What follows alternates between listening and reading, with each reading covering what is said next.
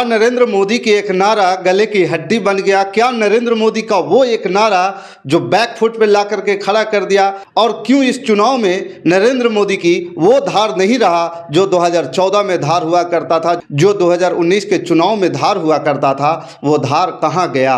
क्यों मोदी अपने ही जाल में फंसते जा रहे हैं? क्यों मोदी जो है लोगों की मन की बात को नहीं समझ पा रहे हैं? मन की बात तो उन्होंने किया, लेकिन लोगों की मन की बात को नहीं समझ पाए। इसके पीछे की परिस्थिति क्या है? ऐसा नहीं है कि पिछले 10 सालों में प्रधानमंत्री नरेंद्र मोदी जो है देश के विकास नहीं किया, देश में कोई काम नहीं किया, देश में कोई बड़े बड़े घोटाले किए, ऐसा भी नहीं है। लेकिन ऐसा क्या हुआ जो नरेंद्र मोदी बैक फुट पे है 2024 के चुनाव में, और वो भी खास करके बिहार में अकेले जो है तेजस्वी यादव नरेंद्र मोदी को ध्वस्त किए जा रहा है। तेजस्वी यादव नरेंद्र मोदी की सारी चुनावी चाल को चित कर रहा है। इसके पीछे के कारण क्या है? दोस्तों नमस्कार, प्रणाम, मैं हूं पवन चंचल और आप देखना शुरू कर चुके हैं जन जोश न्यूज। अगर आप इसे फेसबुक पे देख रहे हैं तो फॉलो कीजिए और यूट्यूब पे देख रहे हैं तो सब्सक्राइब कीजिए। देखिए, बिहार में 7 चरण में लोकसभा चुनाव होनी है और साथ साथ पूरे देश में भी 7 चरण में लोकसभा चुनाव हो रही है। लेकिन किसी राज्य में 4 चरण में हो रही है, तो किसी राज्य में 2 चरण, तो किसी राज्य में 7 चरण में हो रही है। चुनाव आयोग अपनी सुविधा अनुसार चुनाव के डेट को जो है चरणबद्ध किया है। लेकिन बिहार में जो 40 पार और देश में 400 पार के नारा था, क्या बिहार में आकर के हवा निकल गया? क्या मोदी जी के पिछले 10 साल कार्यों पर ये नारा भारी पड़ गया? ऐसे तो बीजेपी ने बहुत सारा नारा दिया है और वो बीजेपी के नारा जो है बहुत पॉपुलर भी हुए हैं और लोगों के बीच जा कर के बहुत अच्छा पकड़ भी बनाया है। लेकिन इस बार जो है वो नारा, या कहें इस बार जो है कोई भी नारा नहीं चल पा रहा है। इसके पीछे का कारण क्या है? ऐसा क्या है जो नरेंद्र मोदी अपनी कामों को गिनवा नहीं पा रहे हैं? ऐसी कौन सी उलझन में पड़ गए हैं? कौन सी चाल में फंस गए हैं? कौन सा जाल में फंस गए हैं? और किसने ऐसा जाल बना दिया जो नरेंद्र मोदी जो है अपने ही जाल में फंसते नजर आ रहे हैं और एक एक करके अपनी सीट को खोते नजर आ रहे हैं? बड़े बड़े पॉलिटिकल पंडित ये बता रहे हैं कि वोटिंग परसेंटेज कम होने का 2 कारण बता रहे हैं। पहला इनकम्बेंसी है, एंटी इनकम्बेंसी है, और दूसरा जो है विरोधी दल को भी लोग नहीं पसंद कर रहे हैं। तो इसमें यह देखना बड़ा दिलचस्प होगा कि यहाँ पे ये भी अंदाज़ा लगाया जा रहा है कि अगर जो एंटी इनकम्बेंसी है और जो वोट नरेंद्र मोदी को विनिंग फैक्टर माने जाते हैं, जो वोट मार्जिनल वोट है, वो मार्जिनल वोट अगर नरेंद्र मोदी को नहीं मिल रहे हैं तो कहीं ना कहीं नरेंद्र मोदी बैक फुट पे आते दिख रहे हैं। दूसरा, विपक्ष की बात करें तो विपक्ष जो है पहले भी वोटिंग परसेंटेज से उनको ज़्यादा वोट नहीं मिल पा रहे थे, लेकिन उनका वोटिंग परसेंटेज अगर बरकरार रहा तो विपक्ष जो है कहीं ना कहीं आगे बढ़ जाएगा। और इस तरह से कहीं ना कहीं मोदी जी अपने ही चाल में फंसते नजर आ रहे हैं। देखिए, 370 मुद्दा हो गया, राम मंदिर हो गया, कश्मीर का मुद्दा हो गया, पाकिस्तान का मुद्दा हो गया। अब ये नारों से लोग प्रभावित नहीं हो रहे हैं। कहीं ना कहीं नरेंद्र मोदी अपने आप को जो है पब्लिक से कनेक्ट नहीं कर पा रहे हैं। जिस प्रकार से नरेंद्र मोदी के भाषणों के सुनने के लिए लोग उत्साहित हुआ करते थे, उत्सुक हुआ करते थे, क्या उस प्रकार से इस बार क्यों नहीं? लोग ऐसे भी कह रहे हैं कि ये 2014 और 2019 वाला चुनाव नहीं है। 2014 और 2019 का चुनाव एक तरफा देखने ही से लग रहा था। 2014 और 2019 का चुनाव सिर्फ और सिर्फ नरेंद्र मोदी के नाम पे हो रहा था। तो ऐसी कौन सी बात है जो मोदी को यहाँ पे फेल्यूर कर रहा है? मोदी को फेल्यूर कर रहा है तो सिर्फ और सिर्फ कुछ गिने चुने फैक्टर है।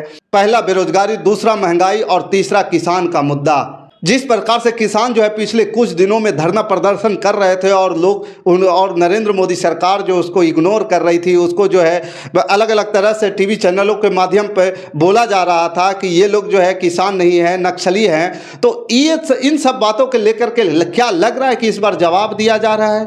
ऐसा भी हो सकता है। लेकिन बिहार में आते ही नरेंद्र मोदी का धार क्यों कम हो जाता है? भाषणों में वो तेज नहीं रहता है, लोग उनके सभाओं से उठ के जाने लगते हैं। नरेंद्र मोदी जब भाषण देते हैं तो लोग सभाओं से उठ के जाने लगते हैं। इनके पीछे का कारण क्या है? जिस प्रकार से मुद्दा तेजस्वी यादव ने सेट किया है, क्या उस मुद्दे को लेकर के नरेंद्र मोदी चारों खाने चित हो चुका है? जिस प्रकार से तेजस्वी यादव अकेले हेलीकॉप्टर को ट्रैक्टर बना दिया है, गली गली में उतार रहा है, गाँव गाँव में उतार रहा है और एक लोकसभा क्षेत्र में 5-7 सभाएं कर रहा है और हर जगह जा कर के लोगों से ये कह रहा है कि हमने 17 महीने में जो रोजगार दिया है वो हमें जिताइए, हमारी सरकार बनेगी तो हम आपको 1 करोड़ रोजगार देंगे। क्या तेजस्वी यादव की इस बात को लेकर के नरेंद्र मोदी के पास कोई काट नहीं है?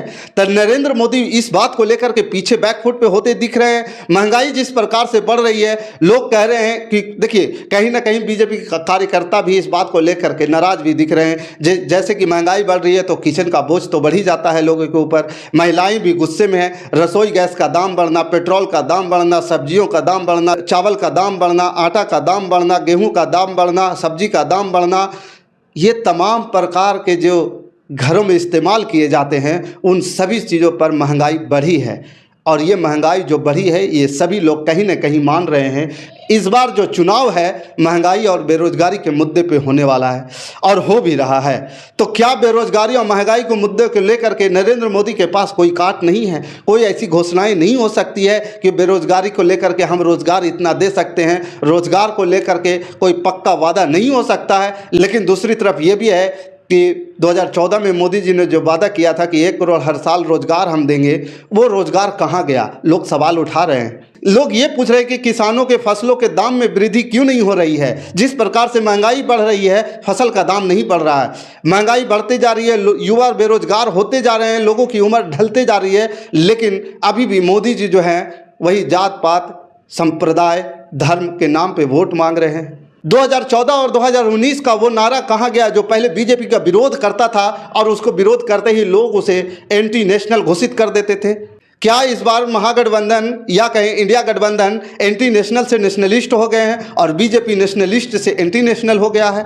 इस प्रकार के तमाम तरह के सवाल जो है जनता के बीच में घूम रही है, लोगों के मन में कौंध रहा है। ये सवाल जो है लोग पूछ रहे हैं और पूछना चाहते हैं, लेकिन कुछ लोग जो है दबे जबान से पूछते हैं, कुछ लोग जो है खुले जबान से पूछ रहे हैं, लेकिन पूछ तो सभी लोग रहे हैं। क्या हमारे बच्चे जो पढ़ के डिग्री लेकर के बाहर स्कूल कॉलेज से निकल रहे हैं उनके लिए कोई रोजगार है आपके पास? ये तमाम प्रकार के सवाल जो है खड़ा हो रहा है।